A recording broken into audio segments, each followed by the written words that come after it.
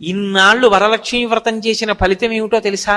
నువ్వు ఒక శ్రావణ శుక్రవారం నాడు శ్రావణ పట్టి పట్టుకుని వెళ్ళి కోడలికి ఇస్తావు. ఇచ్చి కోడలతో వరలక్ష్మీ వ్రతం చేయిస్తావు పెద్దరికతో. అప్పుడు కూడా పక్కన కూర్చుని చేసుకుంటుంది అత్తగారు. చేసుకుంటే పౌత్ర ప్రవర్ధనం, ఆ తర్వాత కొడుక్కి కొడుకు పుడతాడు, మనవణ్ణి చూస్తావు, తర్వాత ముని మనవణ్ణి చూస్తావు. ఇన్ని ఇవ్వగలిగినది ఏదో తెలుసు, అదే వరలక్ష్మీ వ్రతం నామ వ్రతమస్తి మనోహరం. వరలక్ష్మీ వ్రతం అనబడేటటువంటి ఈ వ్రతం ఉన్నదే, ఇది పరమ మనోహరమైనటువంటి వ్రతం. అసలు ఆ వ్రతం వస్తోంది అంటే ఆ వ్రతం చెయ్యడానికి ముందు నుంచి పూర్వాంగం, అంటే శుక్రవారం నాడు వ్రతం చేసుకోవాలి అంటే గురువారం నుంచి చేసే పనులన్నీ ఎంత సంతోషదాయకంగా ఉంటాయో తెలుసా? కాబట్టి అటువంటి వ్రతాన్ని జన్మ హక్కు కాబట్టి సువాసినులకి పరమ సంతోషంగా, మన దగ్గర ఎంత లేదన్న దానితో సంబంధం లేదు, పరమ సంతోషంగా ఆ వ్రతాన్ని చేసుకుంటారు. ఇన్నాళ్లు వరలక్ష్మీ వ్రతం